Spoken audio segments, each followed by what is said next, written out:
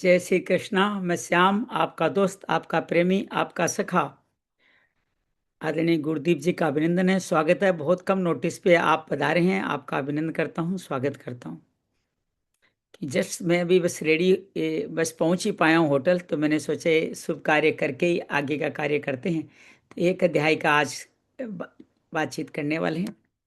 तो आप सभी का मैं अब आज चाइना की धरती से अभिनंदन करता हूँ, स्वागत करता हूँ। आज फेसबुक लाइव नहीं होगा, लेकिन हम कोशिश करेंगे कि इसको बाद में रिकॉर्डिंग में डाल दें, ताकि जिनका क्रम बना है वो क्रम बना रहे। ऐसा प्रयास हमारा इसके अंदर रहेगा। तो हम और आप मिल करके आज हमारे इस कार्य को आगे बढ़ाने वाले हैं, जो हम लोग गीता श्रीमद् भागवत स्वाध्याय का जो हमारा कार्य है उसको आगे बढ़ाना चाहते हैं। और आज हम तृतीय स्कंद के 26वें अध्याय के बारे में बात करेंगे। आप और हम जानते हैं कपिल देवहूति संवाद चल रहा है। कपिल देवहूति संवाद चल रहा है, तो उस संवाद के साथ मिलकर के हम लोग कार्य कर रहे हैं। तो इस कपिल देवहूति संवाद में हम सब लोग बातचीत करें। करदम मुनि जा चुके हैं जंगल को, भगवान की आज्ञा लेके, भगवान को नमस्कार करके, हालांकि पुत्र रूप में पधारे हैं, लेकिन वो उनको भगवत स्वरूप ही देख रहे हैं। उधर जो माता माता है वो भी धीरे धीरे बच्चियों की शादियों की बात अपने पुत्र से पूछ रही है कि मैं जीवन में कैसे आगे बढ़ूं, किस तरह आगे बढ़ूं, उसके बारे में वो बार बार उनसे पूछना चाहती है। और सब उनको हाल भक्ति योग के बारे में अभी तक पहले बताया है। अब भक्ति योग से आगे चल करके इसको बात करने वाले हैं। भक्ति योग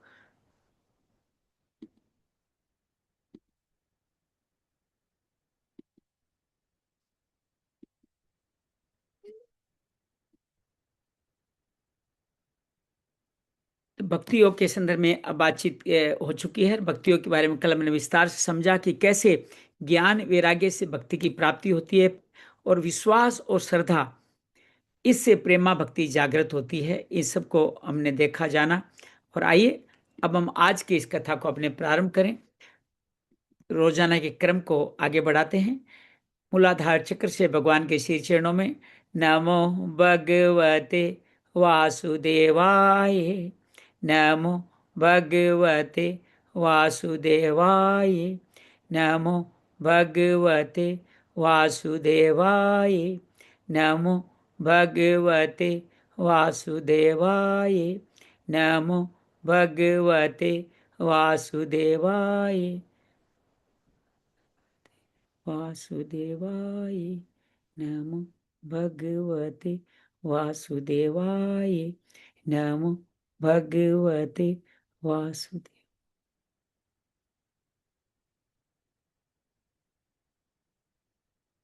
वसुदेव सुतं देवं कंस चाणूरमर्दनम देवकी परमानंदम कृष्णौ वंदे जगद्गुरुम, श्री कृष्णौ वंदे जगद्गुरुम, गजाननम गणाधिपतिम कपित जम्बू फल चारु भक्षणम उमासुतम शोक विनाशकारकम नमामि विघ्नेश्वराय पाद पंकजम, नमामि विघ्नेश्वराय पाद पंकजम। सर्वमंगल मांगल्ये शिवे सर्वार्थ साधिके शरण्ये त्र्यंबके गौरी नारायणी नमोस्तुते, नारायणी नमोस्तुते। त्र्यंबकम यजामहे सुगंधिम पुष्टिवर्धनम उर्वारुकमेव बंधनान् मृत्युर्मोक्ष्ये मामृतात्। गुरुर्ब्रह्मा गुरुर्विष्णु गुरुर्देवो महेश्वरा, गुरु साक्षात परम ब्रह्म तस्मै श्री गुरुवे नमः। श्रीमद् महाभागवत श्री विष्णु वांग्मय रूपाय नमः। श्री व्यास रूपाय कृष्ण देवपाय नाय नमः। श्री व्यास रूपाय श्री सुखदेवाय नमः। श्री कृष्णार्पण वस्तु, कृष्णाय वासुदेवाय हरिये परमात्मने प्रणत क्लेशनाशाय गोविंदाय नमो नमः। प्रणत क्लेशनाशाय गोविंदाय नमो नमः। नमो भगवते वासुदेवाय। तो करदम और देवहूति संवाद चल रहा है, जिसको श्रीमद् भागवत के सबसे श्रेष्ठ संवाद में माना जाता है, क्योंकि भगवान और उनकी माता पिता के बीच में संवाद आई है। करदम मुनि देवहूति के साथ विवाह करके 9 कन्याओं की प्राप्ति करी। उन 9 कन्याओं का ब्रह्मा के द्वारा लाए गए 9 प्रजापतियों के साथ उन्होंने विवाह संपन्न किया। मात संन्यास जाने लगे तो माता ने कहा मुझे छोड़ के कहाँ जा रहे हो, तो उन्होंने कहा, उनको ब्रह्मा जी की बात याद आई कि नहीं, अभी तो भगवान अवतार लेने वाले हैं, अभी मैं कहाँ जाने वाला हूँ। माता खुश होती है, फिर भगवान कपिल उनके अवतार लेते हैं, और अवतार लेने के बाद ये शादी ब्याह संपन्न होके बड़े हो जाते हैं कपिल मुनि। तो जब इस लायक हो जाते हैं अपनी माँ को संभाल सके, जिम्मेदारी अपनी पूरी करके, कर्दम मुनि कपिल भगवान की इजाज़त लेके संन्यास का मार्ग प्रशस्त करते हैं, और अंत में भगवान के श्री चरणों में विचरण करते हुए, सब तरह की तप तपस्या करते हुए भगवान के धाम चले जाते हैं। इधर माता अपने पुत्र से कहती है कि मुझे पता है आप भगवान हो, मेरे लिए मुक्ति का साधन बताइए। तो कल के अध्याय में हमने 25 दिन भक्ति योग के बारे में सुना कि अर्थात सांख्य योग बहुत अलग चीज है। शरीर को अलग जानना, कि शरीर अलग है, शरीरी आत्मा अलग है। दोनों एक शरीर है जो मरण धर्मा है, शरीरी है जो अनित्य है। इस दोनों के फर्क को समझना ही सांख्य योग का मुख्य भाव है। लेकिन यहाँ बड़े, मैंने पहली बार कभी सोचा नहीं था सांख्य योग भक्ति योग इतना विस्तार से मिलेगा। तो कल भक्ति योग बहुत विस्तार से मिला, और भगवान ने स्पष्ट कहा कि भक्ति एकमात्र माध्यम है जिसके माध्यम से मैं सहजता से मिलता हूँ। और मेरे भक्त ऐसे होते हैं जो किसी तरह की विभूति, किसी तरह का आशीर्वाद, किसी तरह की धन संपत्ति भी नहीं चाहते। लेकिन मजेदार बात यह है, जो मेरे धाम चले जाते हैं तो मेरे सायुज्य हो जाते हैं, और वो सब कुछ पा जाते हैं, सब कुछ उनको मिल जाता है। हम भी जीवन में का ये उपदेश बना के देखें, सब कुछ प्रारब्ध के अनुसार भगवत से मिलने ही वाला है। फिर हम किसी बात के लिए इतनी व्यग्रता क्यों? ये साधन क्यों नहीं मिला, ये व्यक्ति क्यों नहीं मिला, ये सुविधा क्यों नहीं मिली, ये क्यों नहीं मान सकते कि ये हमारे प्रारब्ध में नहीं था, ये नहीं मिला, ये हरी इच्छा है, मिल गया तो हरी कृपा है। हरी कृपा हरी इच्छा के बीच में अगर हम टॉगल करते रहें तो जीवन बहुत सहज हो जाता है जी। नहीं तो हम हमेशा प्रॉब्लम में अपने आप को दोष देंगे, माता पिता को दोष देंगे, संसार को दोष देंगे, और तो और भगवान को भी दोषी ठहरा देंगे कि साहब आपके राज में ऐसा कुछ हो रहा है। ममता जी चली गई तो उनके सेक्रेटरी को गोली मार दी। इससे पता चलता है कितना बड़ा काम हुआ था। आइए 26वें अध्याय में हम प्रवेश करते हैं। 26वां अध्याय जो आज हम प्रवेश करने वाले हैं, उसमें ये जो 24 तत्व है, पूरी सृष्टि की रचना दोबारा आएगी। आदरणीय नौलखा जी का, अंजलि जी का, सरला जी का, सीता जी का, गुरुदीप जी का स्वागत है, अभिनंदन है। हम आज 26वें अध्याय में प्रवेश करें। जो सृष्टि की रचना आपने वर्मा जी से सुनी थी, वही सृष्टि की रचना थोड़े और विस्तारित रूप में आज फिर आने वाली है। नमो भगवते वासुदेवाय, बड़ा अध्याय है, एक ही अध्याय करेंगे। श्री भगवान वाच है, अथ ते संप्रक्षामि तत्वाना लक्षणम पृथक यद्वित्वा विमुच्यत पुरुष प्राकृते गुणे। माता जी, अब भगवान कहते हैं माता जी, मैं तुम्हें प्रकृति और सब तत्वों के अलग अलग लक्षण बताता हूँ, ये जानकर मनुष्य प्रकृति के गुणों से मुक्त हो जाता है। आप तीनों गुणों से मुक्त होना चाहते हैं तो भगवान की प्रकृति के 24 तत्वों को जान ले। जो हम लोग पहले 30 तक गिनना करके आए, तो यहाँ 24 के बारे में बात की जाएगी। स्थूल तत्व 20 है, 4 सूक्ष्म तत्व है, जिसको चतुष्ट अंतःकरण भी कहते हैं। ज्ञानम निःश्रेयसार्थ पुरुषात्म आत्मदर्शनम यदारुणे तते हृदय ग्रंथि भेदनम। आत्मदर्शन का ज्ञान ही पुरुष के मोक्ष का कारण है, और वही उसकी अहंकार रूपी हृदय का छेदन करने वाला है। हमारे हृदय में जो अहंकार रूपी ग्रंथि गांठ पड़ी हुई है ना, उसका छेदन सिर्फ अध्यात्म से, अपनी आत्मा के दर्शन से। जब आप मान लोगे कि मैं कुछ भी नहीं हूं, आई एम नथिंग, ये जो ईश्वर जो हमारे साथ है वो बहुत बड़ा है, बहुत बड़ी हस्ती है, इतना विस्तारित है, पूरा विश्व उसमें बंधा हुआ है। ये जब मान लोगे, जान लोगे, तो फिर अहंकार ग्रंथि से मुक्त हो जाए। मैं क्या चीज हूं, मैं किस खेत की चिड़िया हूं, तो ऐसा उन लगेगा। तो ऐसा पंडित जन कहते हैं। इस ज्ञान को मैं तुम्हारा आगे वर्णन करता हूं। अनादिरात्मा पुरुषो निर्गुण प्रकृति प्रत्यक्तामा स्वयं ज्योतिर्विश्व ये न समन्वित। ये सारा जगत जिनसे व्याप्त होकर के प्रकाशित होता है, वह आत्मा ही पुरुष है। अब क्या कहा, शरीर शरीरी में शरीरी को ही आत्मा कह दिया, और उसी को पुरुष कहा है। कई जगह अधि भी कहा गया है इसको। अर्थात भगवान का ही एक स्वरूप आत्मा है, जो जिससे सारा संसार व्याप्त होता है, प्रकाशित होता है। वो अनादि है, निर्गुण है, प्रकृति से परे, अंतःकरण में ही अपने आप ही उत्पन्न होता है, स्वयं प्रकाशमान होता है। आत्मा को किसी दूसरे प्रकाश की जरूरत नहीं पड़ती।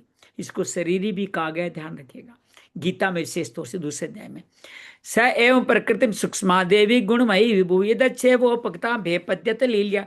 उस सर्वव्यापी पुरुष ने अपने पास लीला विलास पूर्वक अव्यक्त और त्रिगुणात्मक वैष्णव माया को स्वेच्छा से स्वीकार कर लिया। अब जैसे विदु जी ने पूछा था कि इतना सक्षम भगवान है, वो माया के चक्कर में फंदे में कैसे फंस गया? अपनी स्वेच्छा से। एक से अनेक होना था, बहुत सारे खिलौने से खेल खेलना था, इसलिए उन्होंने अपनी माया को खुद ही स्वीकार किया, तभी ये सारी सृष्टि बनी। गुणों विचित्रा सर्जित स्वरूपा प्रकृति प्रजा विलोक्य मुमुए सद्य स ये गान गिरेह्या लीला प्राण प्रकृति। अपने सत्व तमस रजस आदि गुणों के अनुरूप प्रजा की सृष्टि करने लगी। उनकी गुणों जैसे जिसका प्रारब्ध था वैसा सृष्टि करने लगी। ये देख पुरुष ज्ञान को आच्छादित करने वाली उस आवरण शक्ति से मोहित हो गया, अपने स्वरूप को भूल गया। पुरुष मतलब भगवान। ये जब पिता जब अपने गोद में पहली बार बेटा है, बेटी, पोता पोती, दोहिता दोहितों को लेता है ना, तो भूल जाता है मैं कौन हूं।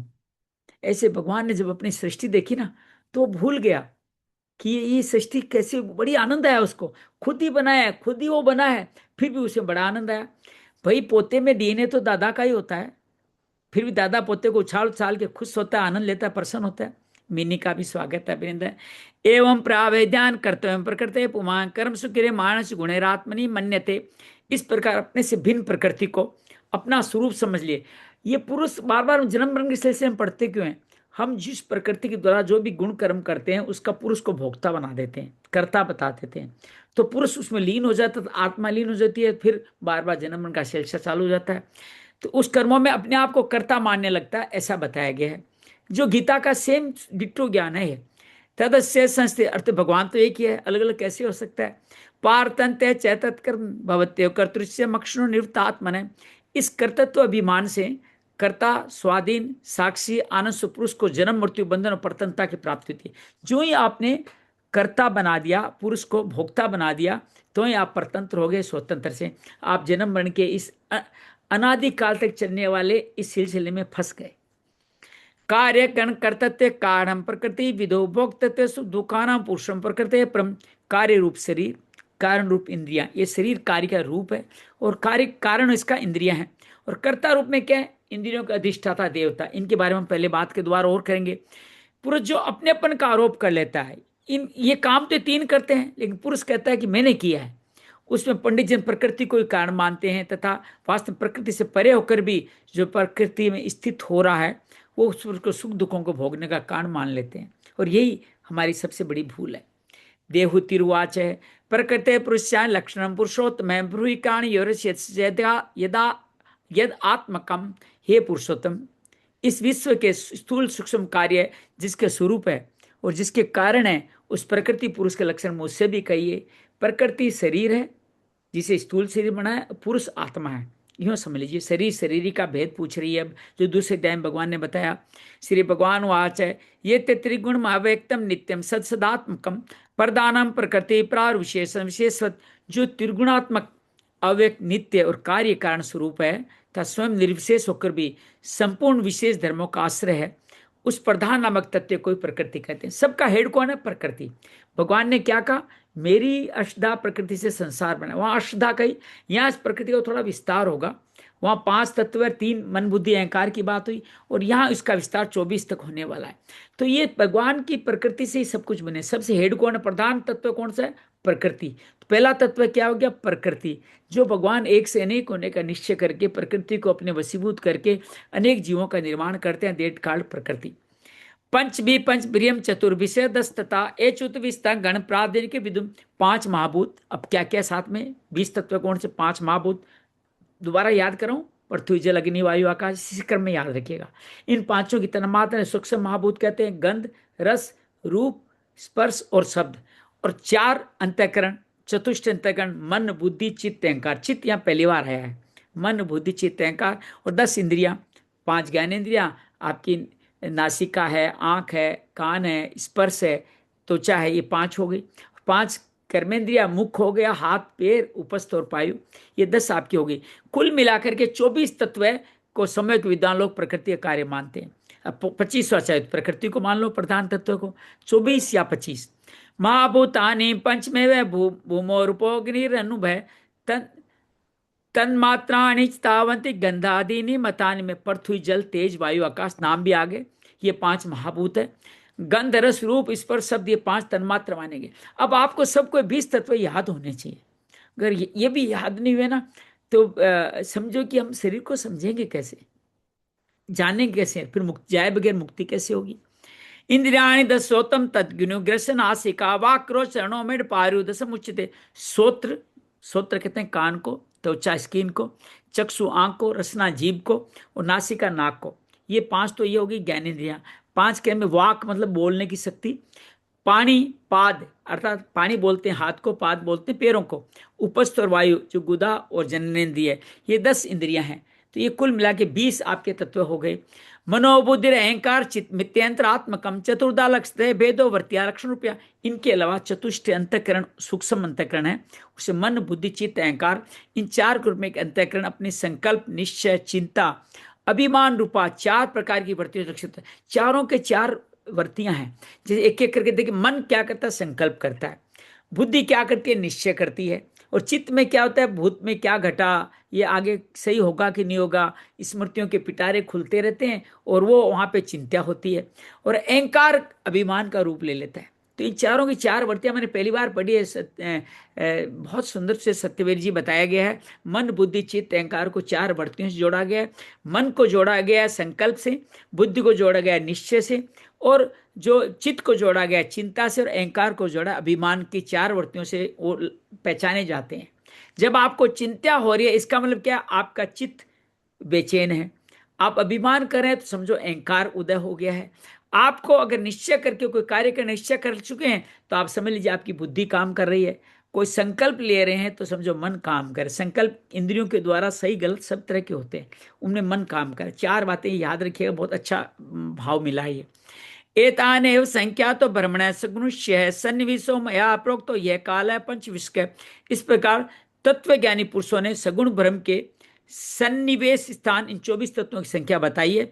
इसके जो काल है वो 25वां तत्व है। याद रखिए, काल का जिक्र आया था जब भगवान योग निद्रा में सोते हैं लंबे समय तक, तो काल, बाकी सब तत्व तो भगवान में लीन हो जाते 24-24, काल तत्व अलग रहता है। वो कैलकुलेशन करता था भगवान को कितनी देर तक सोना है।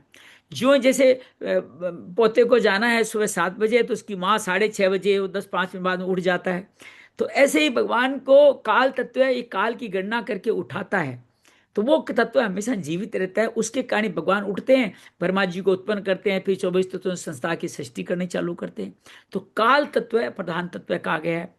प्रभाव और संप्राव काल में के ही तो अहंकार से करते प्रकृति में से। कुछ लोग काल को पुरुष से भिन्न तत्व न मानकर पुरुष का प्रभाव ईश्वर की सहकारिणी शक्ति मानते हैं, जिससे माया के कार्य रूप देह आदि में आत्माभिमान करके अहंकार से मोहित अपने कर्ता मानने वाले जीव को निरंतर भय लगा रहता है। इस काल से निरंतर भय लगता है, और ये काल आ जाएगा, काल का फंदा फंस जाएगा, या मृत्यु आ जाएगी, काल का मतलब ये फंस जाएगा, ये खत्म हो जाए, ऐसा करते रहते हैं। प्रकृति गुण माया से निर्वेश्य से मानवी चेष्टा से भगवान काल इति उपलक्षित है। हे मनुपुत्री, अब देखो माँ को क्या कह रहे हैं, मनुपुत्री, अपनी माँ को कह रहे हैं उनके पिता के नाम से मनुपुत्री, जिसकी प्रेरणा से गुणों की साम्य अवस्था निर्विशेष प्रकृति में गति उत्पन्न होती है। वास्तव में पुरुष भगवान ही काल के, पुरुष भगवान काल तीनों एक ही चीज है, भगवान का ही मूल तत्व है। जब भगवान सोते हैं तो काल के रूप में जागृत रहता है। वही जब 24 तत्वों में अपने आप में संतति उत्पन्न नहीं कर पाते तो पुरुष बन के उनके साथ में एडहेजिव बन जाता है, उनमें प्राण शक्ति देता है। तो पुरुष काल भगवान जो नाम देना है दे दो, वो एक ही है। अंत्य पुरुष पुरुष रूपेण काल रूपेण यो भई समन्वयते सत्वान भगवान आत्मा माया। इस प्रकार जो अपनी माया के द्वारा सब प्राणियों के भीतर जीव रूप से और बाहर काल रूप से व्याप्त है, वे भगवान ही 25वां तत्व है।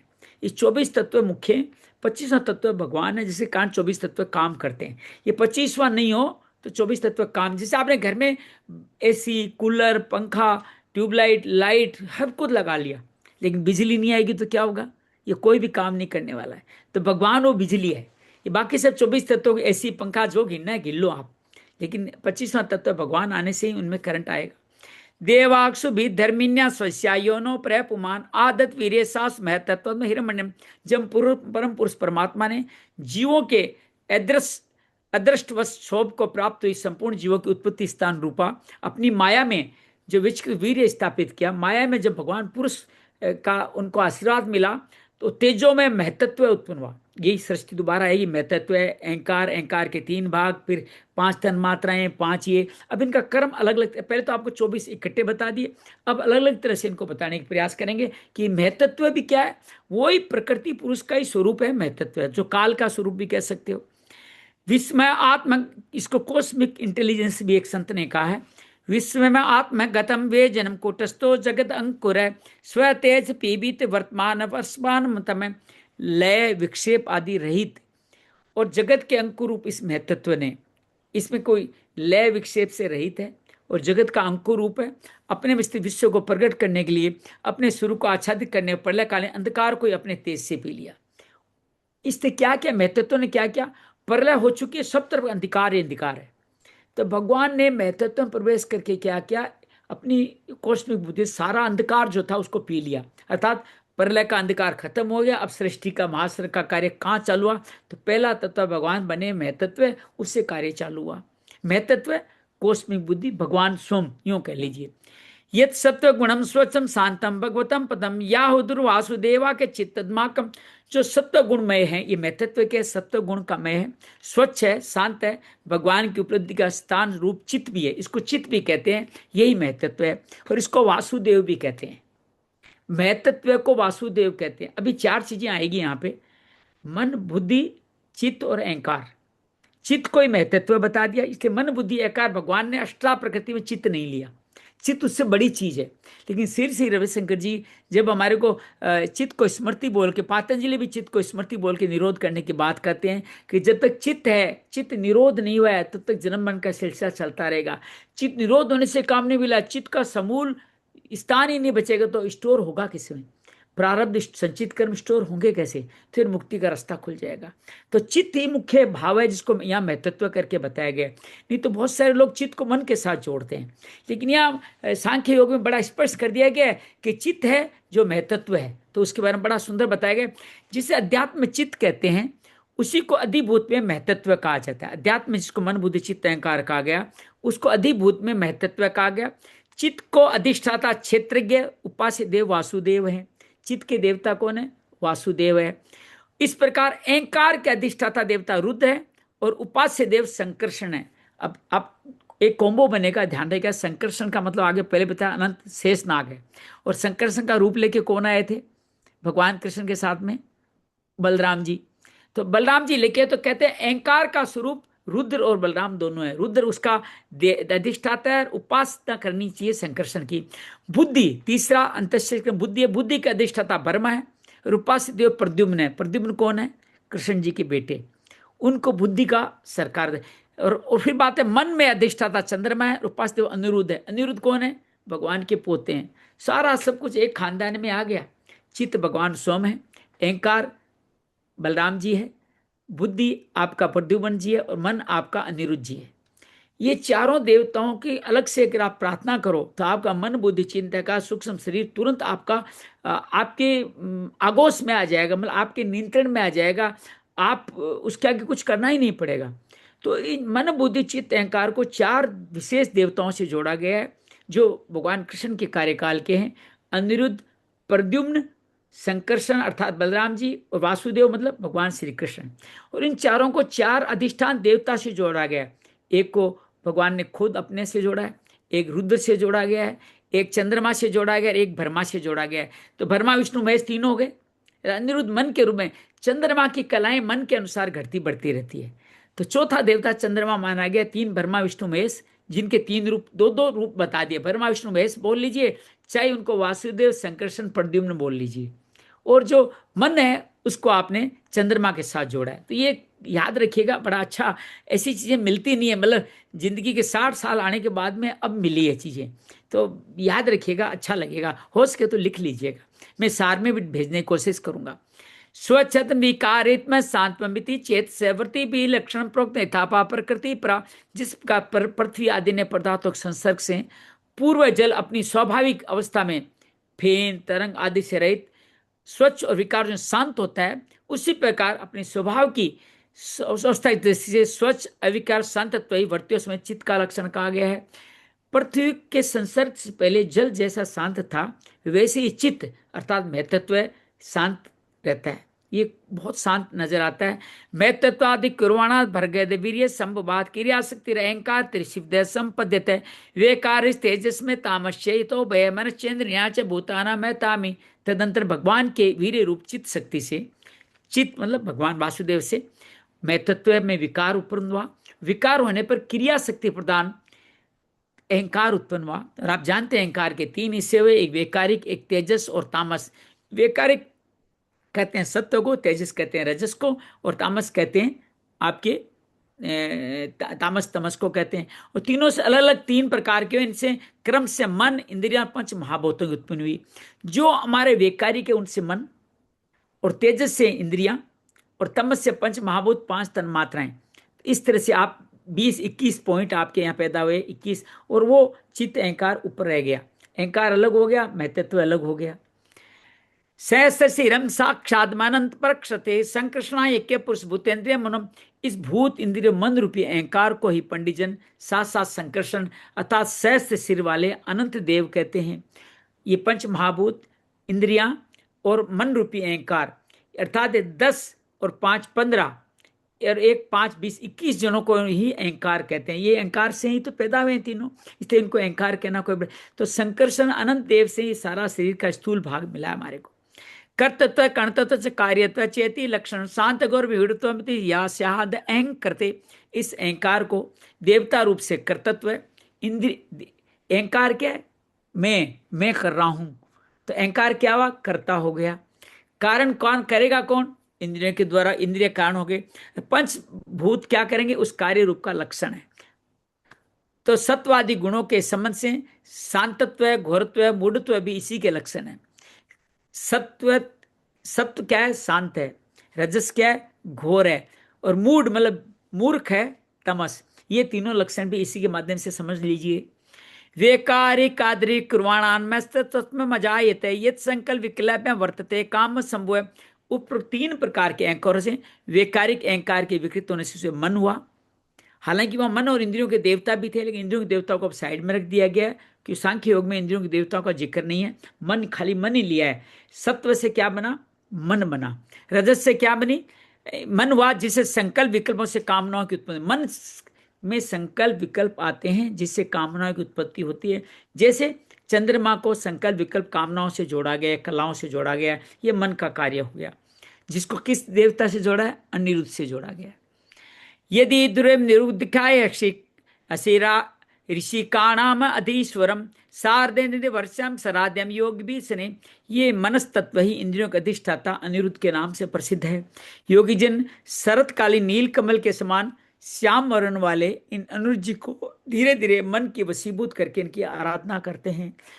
मन को अगर वशीभूत करना है तो अनिरुद्ध जी की आराधना कीजिए।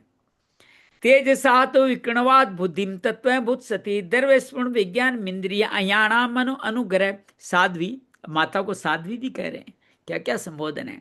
फिर तेजस अहंकार में विकार होने पर उसमें बुद्धित्व उत्पन्न हुआ। तेजस अहंकार में विकार हुआ तो बुद्धित्व हुआ। वस्तु का स्पूर्ण रूप विज्ञान और इंद्रियों के व्यापार में सहायक होना, पदार्थों विशेष ज्ञान करना, ये बुद्धि के कार्य। क्या क्या काम है, वस्तु का स्फुरन ज्ञान, ये वस्तु ऐसी है, ये जानकारी कौन देगा, बुद्धि देगा। इंद्रियों के जो भी इंद्रिय कार्य कर रहे हैं उसके अंदर डिसीजन लेके, निश्चय लेके सहायता करना, ये भी बुद्धि का कार्य है। और उस बुद्धि के द्वारा विशेष पदार्थों ज्ञान होना, ये तीन कार्य बुद्धि के बताए गए। और बुद्धि कहाँ से बनी, तेजस अहंकार विकार होने पे। तेजस अहंकार कौन सा, रजस अहंकार। रजस अहंकार में ही विकार होकर बुद्धि उत्पन्न हुई। संशयस्तो प्रयासो निश्चय समति रेव च स्वाप इदु पच्चे बुद्धि लक्षणावर्तिता पृथक वृत्तियों के भेद से। अब आपको किसने पतंजलि दर्शन हमारे नौलखा जी को तो बहुत अच्छी तरह याद होगा। पांच तरह की वृत्तियां बताई गई थी, विकल्प, विपर्याय, प्रमाण, स्मृति और निद्रा। पंच वृत्तियां क्लिष्ट और अक्लिष्ट तरह की होती है, उनका जिक्र आ रहा है। वृत्तियों के भेद से संशय, संशय का मतलब हो गया प्रमाण, विपर्य का मतलब विपरीत ज्ञान, निश्चय का मतलब हो गया विकल्प देना, और स्मृति और निद्रा, ये पांच तरह के भी बुद्धि के, ये सारे बुद्धि के लक्षण हैं। ये जो पंच हमारी वृत्तियां हैं, क्लिष्ट और अक्लिष्ट, जिसमें बार बार आप संशय करते हो, प्रमाण मांगते हो, विकल्प देते हो कि ये नहीं ये कर लो, या आप ये नहीं करूंगा वो करूंगा, अचानक गलत दिशा में चले जाते हो, या सो जाते हो, या आपकी चित्त में अंदर चले जाते हो। स्मृति से तो बुद्धि डिसीजन लेती है। तो स्मृति, निद्रा, पांचों ये सारे बुद्धि तत्व हैं जो प्रद्युम्न कहा गया है, जो भगवान के पुत्र प्रद्युम्न ही बुद्धि तत्व है। तेजासान इंद्रिया ने क्रिया ज्ञान विभाग प्राण से ही क्रिया शक्ति बुद्धि विज्ञान शक्तिता। इंद्रियां भी तेजस अहंकार कार्य है। तो इंद्रियां, बुद्धि के साथ इंद्रियां कहाँ बनी? रजस से बनी है। तो 10 इंद्रियां भी उसी से बनी है। कर्म और ज्ञान गुण कर्म विभाग से, याद देखिए हमारा आश्रम इसी से बने थे। तो गुण और कर्म के विभाग से कर्मेंद्रिय और ज्ञानेंद्रिय दो भेद हो गए। एक आपका कर्म ज्ञान देती है तो ज्ञानेंद्रिय हो गया, जिससे कर्म करते हो कर्मेंद्रिय हो गया। तो ज्ञान, कर्म और ज्ञान दो भेद से 10 इंद्रियां बन गई। इनमें कर्म प्राण की शक्ति है और ज्ञान बुद्धि की शक्ति है। कर्मेंद्रियां के प्राण तथा शरीर के लिए काम करती है, खाना, चलना फिरना, मल मूत्र विसर्जित करना या संतान उत्पत्ति करना, ये सब शरीर के कार्य है। और ज्ञान बुद्धि की कार्य है। तो बुद्धि सारा हम सोचते विचारते किससे? ज्ञान बुद्धि से। तो गर्म और ज्ञान शक्ति दो अलग अलग बता दिया गया है। तामसाच विकुणा अद्भुत चेदिता शब्द मात्र भूत सन्माद स्वतंत्र तु शब्दगम, भगवान की चेतन शक्ति से प्रेरणा से तामस अहंकार के विकृत हुआ और उससे शब्द मात्र का प्रादुर्भाव हुआ। तामस में सबसे पहले क्या आया? सृष्टि में हम सीधे हमारा पंच शरीर नहीं बन गया, सबसे पहले शब्द तन्मात्रा आई। और शब्द तन्मात्रा तप तप रूप से सबसे पहले ब्रह्मा जी को सुनाई दी थी। और शब्द तन्मात्रा में से फिर ये शब्द कहाँ से आ रहा है? शब्द कहाँ स्टोर होता है? आकाश में स्टोर होता है। शब्द पहले तन्मात्रा आई, अर्थात उसका सूक्ष्म महाभूत है, फिर मुख्य महाभूत आकाश आया। आज भी मैं जो कुछ बोल रहा हूं आपके पास चाइना से कैसे पहुंच रहा है? मैं तो अभी 2-3 घंटे पहले ही चाइना आया हूं। ये एक क्लाउड आकाश के माध्यम से पूछ रहा है। मैं सारी बातें जो मेरे यहां से आकाश में जा रही, आकाश से आप डाउनलोड कर रहे हो। एक संत तो यहां तक कहते हैं कि श्रीमद् भगवत गीता भी आकाश में है। हम जो भी शब्द बोलते हैं वो आकाश में हमेशा सुरक्षित रहता है। अब आप सोचिए, आप दुर्वचन बोल रहे हो, किसी गाली निकाल रहे हो, तो क्या होगा? आप एक तरह से पोल्यूशन फैला रहे हैं, क्योंकि वो नष्ट शब्द होने वाला ही नहीं है, वो आकाश में ही तैरता रहेगा। कहते हैं कि जिस दिन उस फ्रीक्वेंसी में पहुंच जाएंगे, फ्रीक्वेंसी समझते हो ना?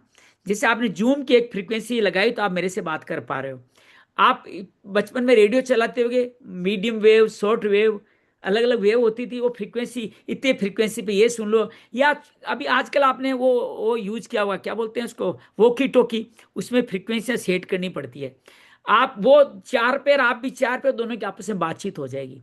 तो कहते हैं शब्द भगवान कृष्ण गीता जिस फ्रीक्वेंसी पर है, उस फ्रीक्वेंसी को कभी विद्वान ढूंढ लिया तो भगवान की गीता डाउनलोड हो जाएगी, भगवान के शब्द में डाउनलोड हो जाएगी। और मेरा मानना है कि हमारे जीते जी होगा। भगवान की गीता सब लोग भगवान के ही शब्दों में सुन पाएंगे। वो सुरक्षित है, शब्द कभी नष्ट नहीं होते। तो शब्द किस में रहते हैं? आकाश में रहते हैं। शब्द से आकाश बनता है, आकाश से शब्द नहीं। शब्द से आकाश का प्रद्वार हुआ। और शब्द का ज्ञान कौन कराता है? कौन सी इंद्रिय ज्ञान कराती है? ज्ञानेंद्रिय। तीनों एक साथ जुड़े हुए हैं, आकाश, शब्द और ज्ञानेंद्रिय। और जिनको मर्म सीखना है वो इसको विदुर मर्म भी जोड़ सकते हैं। तो ये चारों चीजें एक साथ जुड़ी हुई है, शब्द, आकाश और ज्ञानेंद्रिय, श्रवणेंद्रिय, ये तीनों इसमें जुड़ी हुई एक साथ। अथार्षत्वम, ये तीनों एक साथ बन के आ गई। जो ही आपसे तमस से आपने एक शब्द बना तो तुरंत वहां से इंद्रिय एक साथ जुड़ गई उसके साथ। इंद्रियों के देवता का भी जिक्र है था, दिशाएं, ये कान दिशाओं से जुड़े हुए हैं, इनके देवता दिशाएं। ये ऐसे ही आगे आ चुका है। अथार्षत्वम शब्दस्य दर्शलिंगत्वमेव च तन्मात्रम च नप्सु लक्षणम कवियो युधि। अब अर्थ का प्रकाशक होना, ओट में खड़े हुए वक्ता का। अब ये शब्द करता क्या है? ये तो अर्थ का प्रकाशन। आप कोई अर्थ मैं आपको बताना चाह रहा हूं तो किससे प्रकाश कर रहा हूं? शब्द से ही प्रकाश कर रहा हूं ना। तो अर्थ को बताने वाला शब्द है। ओट में खड़े हुए वक्ता का भी ज्ञान करा देना। दूर खड़ा है, जैसे अंजलि अभी ओट में बैठी है, तो भी मैं शब्दों से अंजलि का ज्ञान करा सकता हूं। अंजलि आपका स्वागत है। तो ओट में खड़े ज्ञान भी शब्द कराता है। और आकाश का सूक्ष्म रूप है। विद्वानों के मत में यही शब्द के लक्षण है, आकाश का लक्षण होना, अर्थात आकाश में ही रहना। दूसरा, जो छुपा हुआ है उसको भी शब्द बता सकता है। दूसरा, आप अर्थ जो बताना चाहिए उसका प्रकाशक होना। अब ये शब्द बन गया, आकाश बन गया, उसका कार्य हो गया, उसकी श्रवणेंद्रिय आ गई, सब आ गया। अब आगे ये आकाश तत्व आगे क्या करता है? भूतानाम सिद्धात्वम भरितमेव च प्राणेन्द्रियाम अधिष्ठितम ते नप्सोवर्ती लक्षणम। भूतों को अवकाश देना, सबके बाहर भीतर वर्तमान रहना, प्राण इंद्रिय मन का आश्रय, ये आकाश की वर्ती के रूप लक्षण है। कार्य क्या करता है आकाश? भूत को अवकाश देना। भूत का तात्पर्य जो बीत चुका है उसको अवकाश देना। सबके, जब आप मुंह से बोल पड़े तो भूत नहीं रहा, वर्तमान हो गया। सबके बाहर भीतर वर्तमान उन्हीं के कारण रहता है। और प्राण इंद्रिय मन का आश्रय लेकर के आकाश की वृत्ति के रूप लक्षण होते हैं। नभ सब तन्मात्रा काल गत्या विकुर्वते सर्स्पर्शो भवतो वायु स्पर्श संग्रह। फिर सब तन्मात्रा के कार्य आकाश, सब तन्मात्रा कार्य आकाश, उसमें काल गति से फिर विकार उत्पन्न हुआ और स्पर्श तन्मात्रा उत्पन्न हो गया। और स्पर्श तन्मात्रा किसकी आप अच्छी तरह जानते हैं, वायु की है। तो उससे वायु पैदावार, वायु को संभालने के लिए त्वचा इंद्रिय पैदा हुई। तो ये संगम फिर बन गया त्वचा वायु स्पर्श। और ये तीनों पैदा किससे हुए, आकाश से पैदा हुए। मृदुत्व कठिन शैत्य मनुष्यतम एव च एत स्पर्श स्पर्श तन्मात्र नभस्वत। कोमलता, कठोरता, शीतलता, ठंडा, गर्म तथा वायु का सूक्ष्म रूप होना स्पर्श के लक्षण। ये पांच चीजें कैसे पता करोगे आप, टच करके। कैसे, कोई कोमल है, कोई कठोर है, कोई ठंडा है, कोई गर्म है, और वायु बड़ी सूक्ष्म है। ये पता किससे कैसे चलेगा, स्पर्श के लक्षणों से पता चलेगा। चालन युहनम प्राप्ति नेतृत्व शब्दयो सर्वेन्द्रिया मास्वम वायु कर्मा भी लक्षणम। वृक्ष की शाखा आदि को हिलाना, वायु से शाखाएं हिलती है। तण आदि को, घास फूस को इकट्ठा कर देना और सर्वत्र पहुंच जाती है वायु। गंध आदि द्रव्य को घ्राणादि इंद्रिय, नासिका इंद्रियों के पास, तथा शब्द को श्रोत्र इंद्रिय के पास ले जाने का कार्य भी, शब्द को कानों के पास ले जाने का कार्य भी कौन करता है, वायु। अगर वायु नहीं हो तो ये बात आप तक पहुंचे नहीं। ये वायु इस शब्द को एक तरह से ट्रांसपोर्ट करते हैं। तो ये समस्त इंद्रियों की कार्य शक्ति देना, ये वायु की वृत्तियों का लक्षण है। तो शब्द को पास ले जाना, समस्त इंद्रियों को कार्य शक्ति देना। अगर वायु नहीं है तो कोई इंद्रिय काम भी नहीं कर पाएगी। कार्य शक्ति कौन है उनकी, ऑक्सीजन, वायु है। वायु तन्माता देवरीताद्भुत है समुतेजन तजस्ते चक्षु रूपोलंबनम। फिर देव की प्रेरणा से, भगवान की प्रेरणा से स्पर्श तन्मात्रा में भी विकार हुआ, अर्थात उसका मंथन किया गया, तो उसके अंदर से रूप तन्मात्रा पैदा हुआ। तो वायु के विकृत होने पे क्या हुआ, रूप तन्मात्रा हुआ। रूप से क्या हुआ, अग्नि, तेज कह सकते हो। और रूप को उपलब्ध कराने वाली, कहां से देखोगे रूप, नेत्रेंद्रिय का प्रादुर्भाव हुआ। द्रव्याकटितम गुणता व्यक्ति संस्थात आत्मएव च तेजस्तम तेज साध्वी रूप मात्र से वर्ते। साध्वी, मां को साध्वी, वस्तु के आकार का बोध कराना। आकार कैसे पता चलेगा, अंधेरे में तो पता नहीं चलेगा, प्रकाश से पता चलेगा। गौण होना, द्रव्य के अंग रूप से प्रतीत होना, द्रव्य का जैसा आकार प्रकार परिमाण आदि हो उसी रूप में दिखना। जो आपको पदार्थ किस आकार का है दिखना, ये आंखें ही कराती है। तथा तेज का स्वरूप भूत होना, ये सब रूप तन्मात्रा की वृत्तियां हैं, अर्थात रूप के माध्यम से सब कुछ देखे जा सकते हैं। द्योतनम मजनम पान मदनम ही मर्दनम तेज सो वर्ते श्वेता सोश्रम ऋतुडेव च। चमकना, पकाना, पकाते किससे हो आप, चमका मतलब रोशनी सूर्य से होगी, पक्का खाना किससे, अग्नि से पकेगा। शीत, ठंड को दूर कौन करेगा, सिगड़ी में तपते हो तो क्या होती है, अग्नि से तपते हो। सुखाना, अगर आपको लगता है जल्दी कोई कपड़ा सुखाना तो क्या धूप में तो सुखाते हो, तो धूप सुखाने का काम करती है। भूख प्यास पैदा करना, जठराग्नि भी इसी से होती है, तो भूख प्यास भी अग्नि का ही तत्व है। और निवृत्ति के लिए भोजन एवं जलपान कराना, ये सब तेज की वृत्तियां हैं, अर्थात ये सब तेज की वृत्तियां कही गई है। रूप माता द्विकोण तेजो दिव्य चोदिता रस मात्र भूत मसादम्बो जीवा रसग्रह। फिर देव की प्रेरणा से रूप तन्मात्र रूपी तेज के विकृत हुआ और उससे रस तन्मात्रा उत्पन्न हुई, और उससे जल रस को ग्रहण करने वाली रस इंद्रिय जीवा उसके अंदर उत्पन्न हुई, जीव उसके अंदर उत्पन्न हो गई। कि रसना, रस, रसना, जल, ये तीनों एक साथ है, समझ लीजिए इस बात को। कपायो मधुरस्ते कट्वम तीन एकदा भौतिकांड रस एको विद। रस वैसे दोनों रूप में एक ही है, लेकिन अन्य भौतिक पदार्थों के संयोग से इसके 6 भाग बन जाते हैं, जो 6 षड रस भी कहते हैं। याद है ना, कौन कौन षड रस है, कसेला, मीठा, तीखा, कड़वा, खट्टा, नमकीन, ये कई प्रकार का हो जाता है। ये जो क्रम दिया गया ना बहुत अद्भुत है। भोजन में भी आपको रस इस क्रम में ले ना तो भोजन बहुत अच्छा। लोग कहते हैं मीठा पहले खाएं अंत में खाएं, तो पहले कहते हैं कसेला भोजन करें, उसके बाद मीठा करें, फिर आप तीखा करें, फिर कड़वा, खट्टा और अंत में नमकीन करें। तो ये भोजन का प्रकार है। कसेला में पापड़ भी आता है ना, तो पापड़ कभी स्टार्ट में भी लेते हैं, नमकीन भी पापड़ हो सकता है। क्लेदन पिंडम तृप्ति प्राणानापियो नौंदनम तापपनो दो भूय सोवरे शीत माँ। गीला करना, मिट्टी आदि को पानी गीला कर सकता है। मिट्टी आदि का बच्चे खिलौने बनाते थे, तो पिंड आदि आकार दे सकते हैं, तृप्त कर सके। क्या सुंदर जल पिलाया, आज तो तृप्ति हो गई। खाने से तृप्ति नहीं होती है, जल, भूखे को जल पिलाया जाए या जल की कोई ऐसी वस्तु पिलाई जाए, तृप्ति हो जाती है। जीवित रखना, जल नहीं है तो कोई जीवित नहीं, जल ही जीवन है। प्यास बुझाना, पदार्थों को मृदु मतलब कोमल कर देना। मान लो कठोर कोई पड़ा है, उसमें अगर पानी मिला दिया तो वो कोमल हो जाएगा। ताप की निवृत्ति करना, अब ताप बढ़ गया, अग्नि तो बढ़ गया, निवृत्ति कौन करेगा? अग्नि बहुत बढ़ गई तो जल से आग लग जाती है तो जल ही डालते हैं ना। और कृपा, कूप आदि से निकाल ले जाने पर भी, कुएं से बार बार पानी निकालते जाओ फिर भी नया प्रकट हो जाएगा, ये जल की प्रवृत्ति। कुएं में कहते हैं पानी खत्म नहीं होता, अंदर का स्रोत ऐसा जुड़ा हुआ था। हमारे गांव में ऐसे कई कुएं हैं जिनके बारे में का अंदर कोई झरना नदी चल रही है, हजार हजार फुट से पानी आ रहा है वहां से, रेगिस्तान है, बरसों से बारिश नहीं हुई लेकिन पानी खत्म ही नहीं हो रहा। तो ये जल की प्रवृत्तियां हैं। रस मात्रा विद्वा कुर्बाणंतम सो देव चोदिता गंध मात भूतस्व पृथ्वी गणस्तु गंध। पर इस देव पृथ्वी, देव प्रेरित रस स्वरूप जल की विकृत हुआ, उससे गंध तन मात्रा उत्पन्न हुई और उससे पृथ्वी और गंध को ग्रहण करने वाली नासिका प्राणेन्द्रिय प्रकट हुई। कारम पुति सो रोम सातो गमलाद भी पृथक है, द्रव्यावय गंध एको विविधते, गंध एक ही है लेकिन परस्पर मिले हुए द्रव्य भागों की न्यून अधिकता, कोई चीज मिल गई है कोई घट गई है। मिश्रित गंध, दुर्गंध, सुगंध, मृदु मीठी गंध, तीव्र अम्ल खट्टा आदि अनेक प्रकार की गंध आने लग जाती है। बहुत सारे लोगों को बहुत सारी गंध सहन नहीं होती है, वो अपनी गंध एक ही है लेकिन उसमें कोई दूसरा पदार्थ मिल गया इसलिए गंध ऐसा हो गया है। भावनम भ्रमण स्थानम दानम स्वदेशनम सर्वसत गुणोद्भेद पृथ्वीवृत्ति लक्षण। प्रतिमा आदि रूप से, प्रतिमा किससे बनती है? पत्थर आदि से या रेत आदि से। ब्रह्म की साकार भावना का आश्रय होना, जल आदि कारण तत्व से भिन्न किसी दूसरे अपेक्षा के बिना ही स्थित रहना। जल के बिना भी स्थित रह सकती है, जैसे पर्वत देखते हो आप, बड़ा भारे पत्थर देखते हो। जल आदि अन्य पदार्थों को धारण करना, जल को धारण कौन करता है? पृथ्वी में तो कुएं हैं, तालाब हैं, नदियां हैं, समुद्र, सब पृथ्वी का हिस्सा है।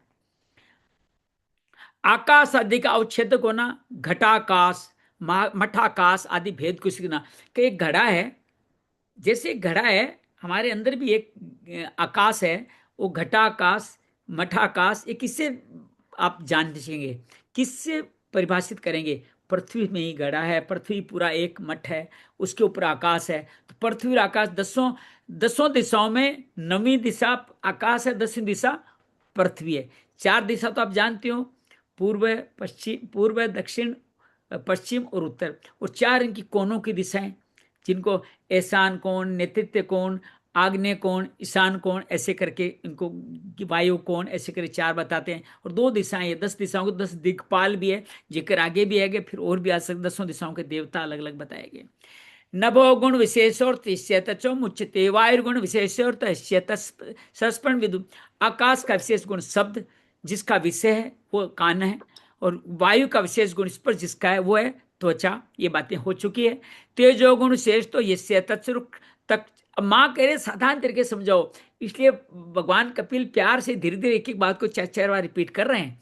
तक्षुरुच्यते अम्बो गुण विशेषतो तस्य तत्सतम विदु। भूमेर गुण विशेषतो यस्य ध्रान उच्यते। तेज का विशेष गुण रूप, जिसका विषय है वो नेत्रेंद्रिय है। जल का विशेष गुण रस, जिसका विषय है वो रसनेन्द्रिय है। और पृथ्वी का विशेष गुण जिसका विषय है उसको घ्राणेन्द्रिय कहते हैं।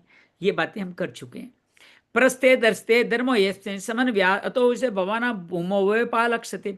वायु आदि कार्य तत्व में आकाश आदि कांड तत्व रहने से उनके गुण भी अनुपात में देखे जाते हैं। अर्थात समस्त महाभूतों गुण शब्द स्पर्श रूप रसगंध केवल पृथ्वी में पाए जाते हैं। एक एक एक कैलकुलेशन और याद कर लीजिए, थोड़ा प्यार से कीजिए, याद हो जाएगी। आकाश में एक ही तत्व है शब्द, आकाश शब्द है, लेकिन आकाश से जब जल बना तो दादा का गुण उसमें भी आ गया, डीएनए उसमें आ गया, तो उसमें शब्द भी है। वायु का शब्द भी, हवाएं चलती आवाज भी आती है, और वायु हवाओं का टच भी कर सकते हो। और वायु से बेटा पैदा हुआ, आकाश दादा है, उसके पिताजी बेटा पैदा हुआ, जो पिता बना वो वायु बन गया, उसके फिर पोता हुआ वो अग्नि बना। अग्नि में 3 गुण है, अर्थात अपने पिता का स्पर्श, अग्नि को स्पर्श भी कर सकते हो, और अग्नि में शब्द भी होता है, अपना तेज भी होता है। तो अग्नि कई बार है ना, आग लगती है तो आवाज बड़ी आती है, तो विशेष तौर से खेतों में जब आग लगाती हो तो एक तरह की अलग ही तरह की आवाज आती है। और कई बार आप घरों में भी इस तरह की आग अनुभव कर सकते हो। और फिर नीचे आ जाए रस, जल, जल में 4 तत्व हैं। जल को आप, रस तो है ही है, लिक्विड है, उस जल को जल के अंदर तेज भी हो सकता है, सूर्य के साथ गर्म रखो जल गर्म हो जाएगा। जल को स्पर्श भी कर सकते हो और कल कल बहते हुए जल की ध्वनि भी सुन सकते हो। और पृथ्वी का जो गंध है, पृथ्वी में पांचों गुण है। अच्छा, इन सब का प्रधान गुण एक ही है, पृथ्वी का प्रधान गुण से गंध है, लेकिन बाकी चारों अपनी पीढ़ी से चारों अंश भी आए हैं। अर्थात पृथ्वी में जल भी है, अर्थात रस भी है पृथ्वी के अंदर, पृथ्वी के अंदर तेज भी है, पृथ्वी में स्पर्श भी है, पृथ्वी में शब्द भी है। तो पृथ्वी में पांचों गुण बताए जाते हैं। एता सैतेदा महादीप्ति सप्तवे काल गुण गुण पे तो जगदादि उपास्त है। जब महतत्व है, अहंकार, पंच महाभूत, ये सात तत्व परस्पर मिल नहीं सके, महतत्व अहंकार पांच तत्व मिल नहीं सके, पृथक पृथक रह गए, तब श्री नारायण ने अपने सत्य, रजस, तमस, काल, आदर्श गुणों से उसमें प्रवेश कर दिया। यह आठवां तत्व भगवान बने, तब ये भगवान अष्टधा प्रकृति शिव कहते हैं। तो अष्टधा प्रकृति में ये भगवान आए चित्त के रूप में, तब आगे बढ़ा। तस्तान विधिव्य युक्त्योभ्य अंड चेतनम उतित पुरुषो समाद्वितीय तष्टो विराट। फिर परमात्मा के प्रेरक प्रवेश से क्षुब्ध और आपस में इन तत्वों से एक जड़ अंड उत्पन्न हुआ। वापस वही कहानी है, उस अंड को 1000 वर्षों तक जंगल में रहा, वहां पानी में रहा और वहां विराट पुरुष की उत्पत्ति हुई। यहाँ थोड़ा और अच्छी तरह समझाया गया, पहले थोड़ा भागते हुए समझाया था, प्यार से समझा रहे हैं। एत दंड विषय क्या कर्म वर्धते सात रे तो यादि परिवर्तन प्रधान ना वर्त बेही ये तो लोक वीतानो अयम रूप में भगवत हो रे। उस अंडे का नाम विशेष है क्योंकि उसके अंदर हरि के स्वरूप 14 भुवनों का विस्तार है। भगवान के जो विराट भगवान बताया गया, उसके कमर से नीचे 7 पाताल है, कमर अर्थात नितंब के स्थान पर पृथ्वी लोक है, उसके ऊपर नाभि के ऊपर आपका अंतरिक्ष लोक है, छाती के ऊपर आपका स्वर्ग लोक है, यहाँ गले में मेहर लोक है, यहाँ तप लोक है, यहाँ जन लोक है, उसके ऊपर सत्य लोक है।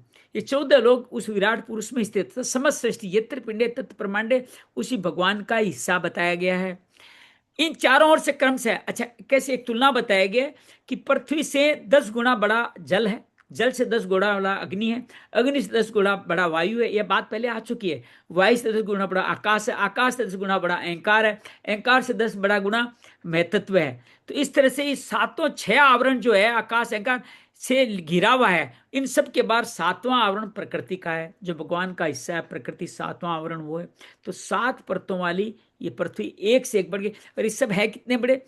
भगवान के पैरों की 10 उंगलियों के बराबर है, उससे बड़े नहीं है सब कुछ संसार सारा। हिरणम्या दंड कोसा दुता सलिले सियात तमाविश्य महादेव बहुधा निर्भेद खम। कारण में जल में स्थित उस तेजो में अंश से उठकर उस विराट पुरुष ने पुनः उसमें प्रवेश किया, फिर उसमें कई प्रकार के छिद्र किए। भगवान उस अंडे में आए और ऐसे छेद किए। ये छेद क्या है? ये छेद भगवान के जो जो देखना चाहते हो, तो आंख बन गई, कान बन गए, मुंह बन गया, शरीर के जनेन्द्रियां कर्मेंद्रियां सब बनती चलेगी। यही छेद किए भगवान ने उस अंडे में, तब भगवान ये स्वरूप इस संसार बना। निरिभेदास प्रथम मुखम वाणी ततो भगवान्यावृष्टो नामो प्रणतो ज्ञान। सबसे पहले मुख प्रकट हुआ, मुख में छेद हुआ, फिर वाक इंद्रिय हुई, उसकी बोलने की शक्ति हुई, और अनंतर वाक का अधिष्ठाता देवता अग्नि। अब 10 देवता के नाम आ रहे हैं। अग्नि देवता, तो मुंह का देवता कौन है? बोलने का देवता अग्नि है। फिर नाक के नथुने प्रकट हुए और उसका प्राण से प्राणेंद्रिय उत्पन्न हुई, और ज्ञानेन्द्रिया भी तो मक्षणी चक्षु रहते हो तस्मा विद्या कनो स्वत तो ग्रहण के बाद उसका तृष्टा देवता वायु उत्पन्न हुआ, और उसके बाद नेत्र गोलक ने उनसे चक्षु इंद्रिय प्रकट हुई। फिर उसके अनंतर अधिष्ठाता आंखों का एरिया सूर्य, और वायु देवता किसके? आपका आप श्वास का है। और फिर कान के छिद्र प्रकट हुए, उसकी इंद्रिय श्रोत्र अभिमानी दिग देवता, जिसको दिशाएं कहते हैं, वो दिव देवता कान की इंद्रियों के देवता प्रकट हुए। निर्विवेद विराजत ग्रोमस्व सुधास्तम निर्विदे तत्। उसके बाद विराट पुरुष के त्वचा उत्पन्न हुई, रोम, दाढ़ी, मूछ, सिर के बाल प्रकट हुए, त्वचा की अभिमानी औषधियां अन्न आदि उत्पन्न हुई। उसके पश्चात लिंग प्रकट हुआ। रे तस्मादाप आसे निबितम वे गुदम गुदात पानो अपाने मृत्युलोक भयंकर। लिंग से वीर्य, वीर्य के बाद लिंग का अभिमानी देवता अपोदेव जल, आपो देवता जल उत्पन्न हुआ। जल और इसका प्रजनन शक्ति का आसपास स्थान आप ध्यान रखिएगा। फिर गुदा प्रकट हुई, और उसमें अपान वायु, और अपान का अभिमानी देवता लोगों को भयभीत करने वाला मृत्यु देवता अपान वायु से उत्पन्न हुआ, अर्थात गुदा क्षेत्र मृत्यु का स्थान है। अब यहाँ से अगर प्राण निकलते हैं तो प्राण शुद्ध लोकों में नहीं लिखे जाते। ये तो मुख्य द्वार है ही है, लेकिन 9-10 द्वारे और हैं आपके, 10 दरवाजों वाला ये पूरा महल है। अगर ये दरवाजा बंद कर दो, मूलाधार लगाना सीख जाओ, और ऊपर जाकर किसी और दरवाजे से, जितने ऊपर के दरवाजे निकलेंगे, ये सबसे सर्वश्रेष्ठ ब्रह्मलोक का दरवाजा है, और नीचे वाले दरवाजे निकले तो मृत्यु लोक का दरवाजा है। फिर धीरे धीरे आप अपग्रेड भू भुव स्व तप सब लोगों की यात्रा कर सकते हो। किस दरवाजे से आप प्राण छोड़ते हो वो महत्वपूर्ण है। हस्तोच निर्भेदाम बलम ताभ्या तत्स्वराट पादोच निर्भेदा गतिस्ताभ्याम ततो हरि। तदंतर हाथ प्रकट हुए, उसे बल, हाथों में बल होता है, बल और हस्तेंद्रिय का अभिमानी देवता इंद्र, हाथों के देवता इंद्र है। फिर चरण प्रकट हुए, उनसे चलने की क्रिया, और उनके अभिमानी देवता विष्णु देव उत्पन्न हुए। नाड्योस निर्भिन्नतावे लोहित भावतम नद्यस्तस मनोबुद्धम व्यापित। विराट पुरुष की नाड़ियां प्रकट हुई, उनसे रक्त प्रकट हुआ, और उनसे नदियां हुई, और उनसे फिर उनके उदर पेट प्रकट हुआ। क्षुति पाप से तत्स्याता समद्वेयोर भूत अस्थाय हृदय बिन हृदयान उत्थितम। इससे क्षुधा विपाशा की अभिव्यक्ति हुई, अर्थात भूख लगी। फिर अभिमानी देवता समुद्र देवता उत्पन्न हुए। उसके बाद हृदय प्रकट हुआ, हृदय से मन का प्राकट्य हुआ। मनश्चंद्रमा जातो बुद्धिर्भेदुर गिरापति अहंकार स्थितो चितम चैतस्यो अभवत। मन के बाद अभी मन का देवता पहले बता दिया चंद्रमा है। हृदय से बुद्धि, उसके बाद उसका बुद्धि का देवता ब्रह्मा, ये भी बता दिया गया। और ब्रह्मा से ही बने हैं, बुद्धि के देवता से बना कौन बना है? प्रद्युम्न बने हैं। तत्पश्चात अहंकार, उसके अनंतर उसका भी रुद्र देवता उत्पन्न हुए। अहंकार से बलराम जी को जोड़ा गया था। फिर चित्त और उसका अभिमानी एक देवता क्षेत्रज्ञ। क्षेत्रज्ञ कौन है? भगवान वासुदेव विष्णु, वो क्षेत्रज्ञ चित्त के देवता है वो। एते द्योत्थिता देवा नेवास्त्योत्पाने असकन पुनराविषि सिखु खाने तुम ये तुम कर्माप। जब क्षेत्रज्ञ के अतिरिक्त सभी सारे देवता उत्पन्न होकर भी ये सारे देवता हो गए, लेकिन विराट पुरुष उठे नहीं, असमर्थ रहे उठाने के क्रम से। फिर अपने अपने उत्पत्ति स्थानों प्रविष्ट होने लगे, जहां से उत्पन्न हुए थे उन्हीं में ये प्रविष्ट होने लगे, अर्थात उसी देवता में प्रविष्ट होने लगे। बैन माचा मुकम बजे नोदिस्तदा विराट है प्रगाणे नासिका वार्यो धनिस्तदा विराट। अग्नि ने वाणी के साथ मुख में प्रवेश किया, इससे विराट पुरुष नहीं उठा। हर बार वायुदंडस्तदा विराट है, कहां से नहीं उठा। फिर वायु ने ग्रहणेन्द्रिय के साथ नासा छिद्रों में प्रवेश किया, लेकिन विराट पुरुष नहीं उठा। जैसे कोई ना, मेरा पोता उठ ही नहीं रहा, जगाने के लिए दादा पोते दादे सब जा रहे हैं, तो सब इंद्रियां भगवान में गई, लेकिन विराट पुरुष उठा नहीं, अलग अलग जा रही थी ना, एक साथ नहीं गई। अक्षिणोच आदित्य नोदिस तदा विराट है, सोतन कणोस्ति तो तदा विराट है। सूर्य ने चक्षुषा नेत्रों में प्रवेश किया, विराट पुरुष नहीं उठा। दिशाओं ने श्रवणेन्द्रियों के साथ कानों में प्रवेश किया, विराट पुरुष तब भी नहीं उठा। त्वचरोम बिरोस्पत्यो नोदितिष्ठदा विराट रस्ताम स्माम नोदितिष्ठ विराट। औषधियों ने रोम से त्वचा में प्रवेश किया, अश्विनी कुमार के साथ विराट पुरुष नहीं उठा। जल ने वीर्य के साथ लिंग में प्रवेश किया, तभी विराट पुरुष नहीं उठा। गुदम्बर तिरुमापे नोद उत्तिष्ठ तदा विराट है, अस्ताविंद बले नो उत्तिष्ठ तदा विराट है। मृत्यु ने अपान के साथ गुदा में प्रवेश किया, विराट पुरुष नहीं उठा। इंद्र ने बल के साथ हाथों में प्रवेश किया, लेकिन विराट पुरुष नहीं। सब अलग अलग जो आ रहे हैं। विष्णु ने तेजन नोदिष्ठ तदा विराट, नारिंद लोते नोदिष्ठ तदा विराट है। विष्णु ने गति के साथ चरणों में प्रवेश किया, विराट पुरुष नहीं उठा। नदियों ने रुधिर के सहित नाड़ियों में प्रवेश किया, विराट पुरुष नहीं उठा। क्षुदम्ब्या मुद्रम सिंद्रो नोदिष्ठ तदा विराट है, हृदय मन साचन नोदिष्ठ तदा विराट है।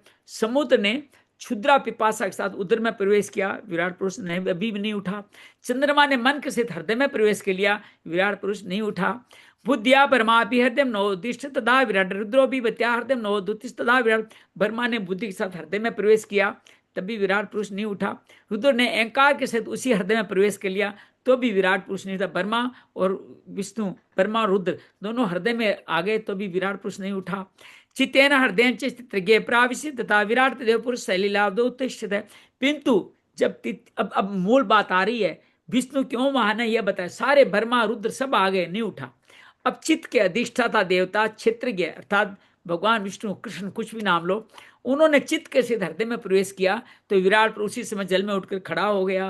अर्थात चित्त ही सबका भाव है, आधार चित्त है। स्मृति नहीं है आपके, अगर याददाश्त नहीं है तो आप बिजली के तार को पकड़ लोगे, आप सांप को बच्चा पकड़ लेगा, क्योंकि स्मृति में सेव नहीं है। तो चित्त आने पर ही सब कुछ होता है। चित्त स्वरूप है भगवान वासुदेव का, तो वो उठ खड़ा हुआ। हिता पर संपुरुष प्राणेन्द्रिय मनोदय प्रबंधि विनायत नोत्प्यायितु मोचा। जिस प्रकार लोक में प्राण इंद्रिय मन बुद्धि चित्त का अधिष्ठाता क्षेत्र की सहायता के बिना वह सोए प्राणी को अपने बल से नहीं उठा सकते। उसी प्रकार विराट पुरुष को भी वे क्षेत्र के परमात्मा के बिना नहीं उठा सके। परमात्मा चाहिए था तब ये उठ पाए। इंद्रिय मन बुद्धि भी क्षेत्र की सहायता के बिना कुछ नहीं कर पाए। तात्नस्मिन् प्रत्यज्ञां धिया योग्य प्रवृत्तिया भक्त्या विरक्त्या ज्ञान विच्यात्मे चिंतित। अतः भक्ति वैराग्य और चित्त की एकाग्रता से, भक्ति वैराग्य चित्त की एकाग्रता से प्रकट हुए वे ज्ञान के द्वारा उस अंतरात्मा स्वरूप क्षेत्रज्ञ भगवान को उस शरीर में स्थित जानकर उसका बार बार चिंतन करना चाहिए। सार क्या है? सार इसी श्लोक में भरा हुआ है। भक्ति के द्वारा इंद्रियों में राग नहीं रखते हुए चित्त की एकाग्रता से जो प्रकट हुए हैं भगवान, उनको अपने शरीर में भगवान सब जगह ईश्वर अंतर्मुखी है, अंतर में ईश्वर का दर्शन करना, यही इस सार अध्याय का सार है। इति श्रीमद्भागवते महापुराणे पारमहंस्यां सहितां तृतीय स्कंदे कपिले त्वत्सामनाय षड्विंशोऽध्याये श्री कृष्णार्पणस्तु। कृष्णाय वासुदेवाय हरिये परमात्मने प्रणत क्लेशनाशाय गोविंदाय नमो नमः। प्रणत क्लेशनाशाय गोविंदाय नमो नमः। आराम से बैठ जाते हैं। आइए इस संसार की सृष्टि का एक बार और जिक्र करके आनंद लेते हैं इसका। आंखें अर्धनमूलित आंखें हैं, आंखें धीरे से बंद कर लें। पूरे संसार में सभी सब जगह जल ही जल है। भगवान प्रलय की योग निद्रा में सोए हुए हैं। उस जल के अंदर क्षीर सागर में शेषनाग की सैया पे भगवान उस जल में सो रखे हैं। भगवान के समस्त 24 तत्व भगवान के अंदर ही लीन हो चुके हैं। सिर्फ काल रूपी तत्व ही बाहर खड़ा है। वो भगवान का ध्यान भी रख रहा है और भगवान को सही समय पे जागृत करना है, उसका भी जिम्मेदारी उसी काल की है। ये काल जिसको चित्त भी कहा गया है, जिसको अधिष्ठाता कहा गया, अधिज्ञ कहा है, भगवान कहा गया। भगवान ने जिस महतत्व कोष में जब एक से अनेक होना चाहा, तो महतत्व जिसको चित्त कह दो, वासुदेव कह दो, उसके अंदर जब विघटन हुआ, उसके अंदर मंथन हुआ, तो वहां से अहंकार उत्पन्न हुआ। अहंकार से विघटन होकर के फिर 3 तरह का अहंकार में 3 भाग बने। सत्व रजस तमस भी कह सकते हो। सत्व से मन आया और इंद्रियों के देवता भी आए थे, वो आगे जिक्र आएगा। और रजस से 10 इंद्रियां आई और मन आया। और तमस से आपके आए 5 महाभूत, 5 तन्मात्राएं। आगे चल के 24 तत्व बताए गए। यहाँ 20 तत्व, 5 महाभूत, 5 तन्मात्राएं, 5 सूक्ष्म महाभूत, 5 ज्ञानेन्द्रीय, 5 कर्मेंद्रीय और मन बुद्धि चित्त अहंकार। ये चार 24 तत्व। फिर मन बुद्धि चित्त अहंकार की अलग परिभाषा की गई। चित्त का मतलब वासुदेव, भगवान श्री कृष्ण, विष्णु भगवान। अहंकार का मतलब रुद्र, भगवान श्री शिव जी, और उनका संकर्षण रूप लिया गया। ब्रह्मा को बुद्धि स्वरूप लिया गया प्रद्युम्न के साथ में, और चंद्रमा को मन स्वरूप अनिरुद्ध के साथ लिया। तो अनिरुद्ध, प्रद्युम्न, संकर्षण और वासुदेव, या कहें चंद्रमा, ब्रह्मा, विष्णु, महेश, ये सब के सब मिलकर के हमारे चतुष्टय अहंकार बने, चतुष्टय हमारा सूक्ष्म तत्व बने। तो इन 20 तत्वों में फिर धीरे धीरे करके एक एक करके कैसे विस्तार हुआ, वो कहानी हमने सुनी। सबसे पहले शब्द आया, तप तप के रूप में। शब्द से आकाश तत्व आया, आकाश से सुनने वाली इंद्रिय आई, और आगे चल के इंद्रियों की देवता दिशाएं भी आई। हालांकि ये सब मिलकर के कुछ भी अलग अलग थे, इसलिए कोई जीव का स्वरूप नहीं बना सके। फिर आपके इस आकाश में विघटन हुआ, तन्मात्र रूप में स्पर्श आया, स्पर्श से वायु तत्व प्रकट हुआ, वायु तत्व से वायु देवता और नाक की नासेंद्रिया, नासिका उत्पन्न हुई। और फिर उसके बाद में इस रस तत्व में फिर आपका विघटन हुआ वायु स्पर्श तत्व में, तो आपका अग्नि तेज आया, और तेज का प्रसाद बना रूप। रूप की आंखें आई, और आंखों को देखने की जो शक्ति है वो सूर्य से आते, सूर्य देवता आए। और फिर रस में भी आपके अग्नि तत्व में विघटन हुआ, तो आपके विघटन से रस आया, और रस से जल आया, जल की देवता वरुण देवता आए, और उनको इनका स्पर्श लेने वाली इन स्वादेंद्रिय आपकी जीभ आई। और इसमें फिर विघटन होकर के पृथ्वी तत्व, गंध आया, गंध से पृथ्वी तत्व, पृथ्वी तत्व के साथ अश्विनी देव आए और नासिक आई। इस तरह से अलग अलग कर्मानुसार इनका विस्तार हुआ। लेकिन ये सारे देवता सब कुछ मिलकर के भी अलग अलग जब तक कार्य कर सके थे, उस विराट पुरुष को उठा नहीं सके। जबकि विराट पुरुष ने जब जब जो इच्छा व्यक्त की उस हिसाब से इंद्रियां उत्पन्न होती गई। जब उन्होंने बोलने की इच्छा हुई मुख इंद्रिय उत्पन्न हुई, जब सुनने की इच्छा हुई कान इंद्रिय उत्पन्न हुई, जब उनका कुछ टेस्ट लेने की इच्छा हुई रस इंद्रिय हुई, जब स्पर्श करने की इच्छा हुई तो उनकी त्वचा उत्पन्न हो गई, इसी तरह कुछ देखने की इच्छा हुई तो आंखें पैदा हो गई। ऐसे ही कुछ उदर की स्थापना हुई, जब कुछ पाचन करने की इच्छा हुई जननेंद्रियों की इसी तरह से उत्पत्ति हुई। ऐसे गुदा क्षेत्र की उत्पत्ति हुई, हाथों की इंद्र देवता के साथ उत्पत्ति, पैरों की विष्णु देवता के साथ उत्पत्ति हुई। तो इस तरह से वो सब कुछ उनकी इच्छा के अनुसार सब क्रिएट होते रहे। जिसमें 14 लोक का नाम भी आया, रुधिर आदि नदियां, समुद्र नदियां आदि का भी नाम आया, सब कुछ उनसे बने। लेकिन ये सब मिलके जब तक अलग अलग रहे उस विराट पुरुष को उठा नहीं सके। नहीं तो इंद्रियों के देवता और इंद्रियों की इंद्रियां और पंच महाभूत जो एक पूरा सीरीज बनाए, एक सीरीज में आपके सामने रखता हूं। कान वाला शब्द, आकाश, दिग देवता और कान, ये मिलके एक समूह बनता है। ये चारों मिलके एक एक अलग अलग होकर के सबके अलग अलग इनके गुण धर्म भी बताए गए कि शब्द क्या करता है, क्या क्या छुपे को बता देता है, इस सबके गुण धर्म भी हम लोग समझे। और ये चारों मिल अलग अलग होकर के कोई भी एक शक्ति उठा नहीं सकी। ब्रह्मा भी लग गए, रुद्र भी लग गए, इंद्र भी लग गए, चंद्रमा भी लग गए, सब कुछ लग गए, लेकिन देवता विराट पुरुष ने उठे कब? जब महतत्व क्षेत्रज्ञ अधियज्ञ के रूप में भगवान वासुदेव जो चित्त के रूप में पधारे तो ये विराट पुरुष खड़ा हो गया। जैसे सारे पुर्जे जोड़ दिए, लेकिन जब तक बैटरी का कनेक्शन नहीं हुआ तब तक वो रोबोट काम नहीं कर रहा था। विराट पुरुष को रोबोट समझिए, उस चित्त के आने से ही वो कार्य संपन्न हुआ। इस तरह से भगवान कहते हैं चित्त भक्ति वैराग्य चित्त के एकाग्र पर ज्ञान के द्वारा इस क्षेत्र को हम जान लें। इस क्षेत्र को जान लेंगे तो हमारा सबका कल्याण हो जाएगा।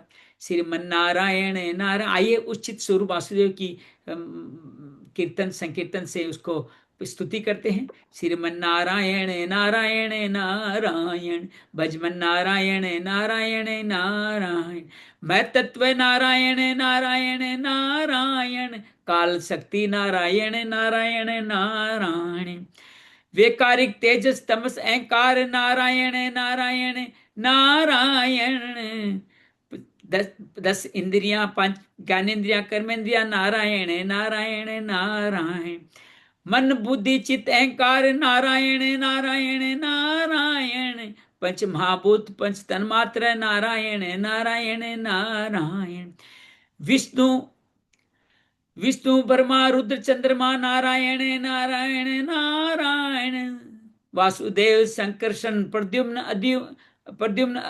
अनिरुद्ध नारायण नारायण नारायण, विराट पुरुष नारायण नारायण नारायण, सब देवता मिल प्रयास करे विराट न उत्तिष्ठ नारायण नारायण नारायण, चित्त क्षेत्रज्ञ नारायण नारायण नारायण, भक्ति प्रेम वैराग्य नारायण नारायण नारायण, श्रीमन नारायण नारायण नारायण, भजमन नारायण नारायण नारायण। श्री कृष्णार्पणमस्तु। कृष्णाय वासुदेवाय हरे परमात्मने, प्रणत क्लेश नाशाय गोविंदाय नमो नमः, प्रणत क्लेश नाशाय गोविंदाय नमो नमः। योगेशम सचिदानंदम वासुदेव रज प्रेम धर्म संस्थापकम वीरं कृष्णं वंदे जगद्गुरुम, श्री कृष्ण वंदे जगद्गुरुम। शांति शांति शांति।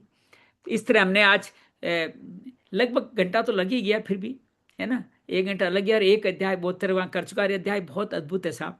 पूरा सांख्य योग इन 24 तत्वों से जना बना हुआ है। पूरे 24 तत्वों का ज्ञान है, कैसे पंचतन मात्रा बनी, कैसे कैसे 5-6 बार एपिसोड यहाँ विस्तार से माँ को समझा रहे हैं बेटा, तो बहुत विस्तार से धीरे धीरे समझा रहा है कैसे एक से एक कैसे संसार की सृष्टि हुई। लेकिन सबके मूल तत्व कौन है? चित्त रूपी वासुदेव। उनके आए बिना ये शरीर खड़ा ही नहीं हुआ। सारा शरीर बन गया, लेकिन बैटरी कौन है उसकी?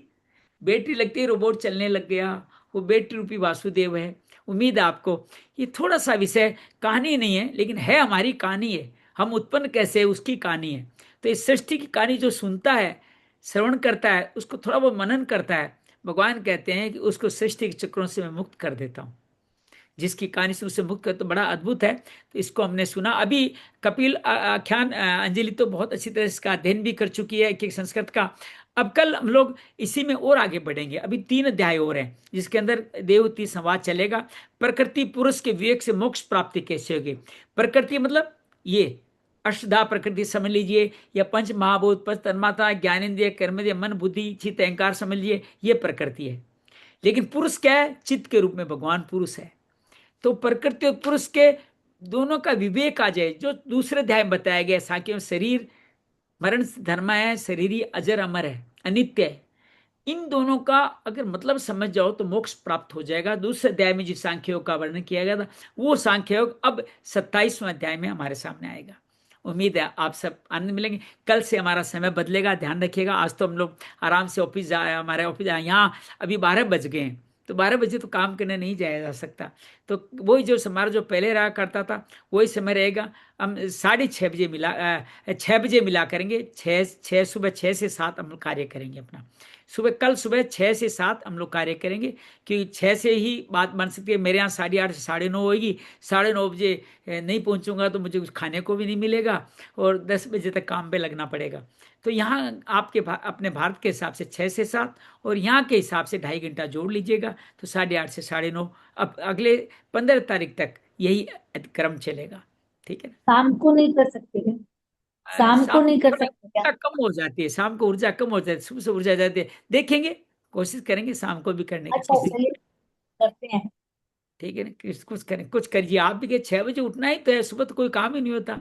उठ जाइए, भगवान का भजन कीजिए, अल्लाह रहती है ना, है। तो जाते कोई हैं। कोई बात, जाने वाले करते जाते हैं। रहेंगे, जाते रहेंगे। हमें तो भगवान के धाम जाना है, उसकी तैयारियां करनी है। तो उस तैयारियों के लिए बाकी सब चीजों को कहीं की गौण रखेंगे तो ही बात बनेगी। गुरुदेव जी, रश्मि, सीता, सरला, सत्यवीर जी का बहुत बहुत आभार है। सारा ज्ञान सत्यवीर जी एक ही है। इसी में पातंजलि योग आ गया, इसमें पंच महाभूत, पंच तन्मात्रा आ गई, इसमें गीता आ गई, इसके अंदर भगवान का चारों रूप आ गए। लेकिन भागवत में हर रहस्य का युक्ति युक्त विज्ञान में जवाब दिया गया है। इसलिए आप युक्ति युक्त भगवान समझ सकते हो कि संसार उत्पन्न कैसे हुआ, सृष्टि कैसे उत्पन्न, सृष्टि का जनक क्या हुआ। ऐसे नहीं सृष्टि बन गई थी, महासर्ग महाप्रलय, महासर्ग भगवान ने कैसे किया। और नॉर्मल विसर्ग जो दूसरे अभी तो महासर्ग चल रहा है। अभी सर्ग पहला लक्षण, भागवत का पहला लक्षण सर्ग चल रहा है, और इसी अगले अध्याय में विसर्ग आएगा।